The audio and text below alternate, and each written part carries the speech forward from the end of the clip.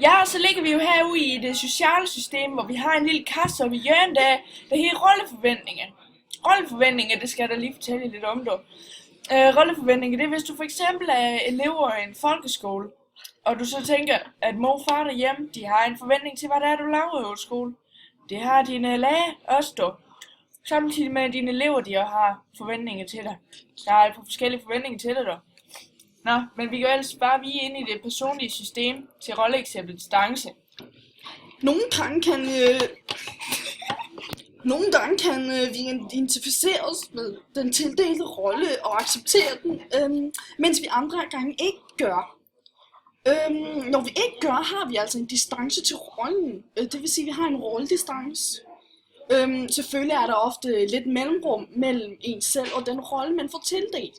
Men er der for meget afstand, det vil sige, at hvis man ikke accepterer sin rolle, som den er, så kan det altså hæmme rolleudførelsen. Altså man kan ikke udføre sin rolle.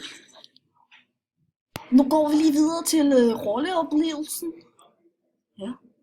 Rolleoplevelsen er den måde, den enkelte oplever, eller forstår sin egen rolle på, med hensyn til indhold og handlemuligheder. Denne oplevelse kan være mere eller mindre i overensstemmelse med oververdenens forventninger til rolle. Altså ofte så ser man faktisk, at en person giver sig selv færre handlemuligheder, end andre forventer. For eksempel den kunde, der ikke mener, at man skal spilde personalets tid med spørgsmål. Eller man ser, at en person forsøger at overudfylde rollen.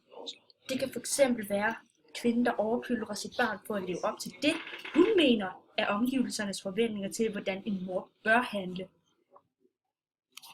Og det leder vi så videre til rolleudførelse. Ja, nu er vi så ude i Sikan igen ved et socialt system.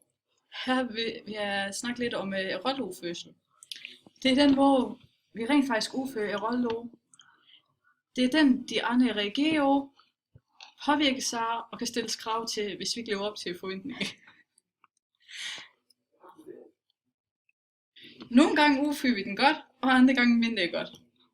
Det afhænger blandt andet af, hvor engageret vi er i rollen, hvor godt vi forstår den, hvor mange rollekonflikter der udspiller sig i den.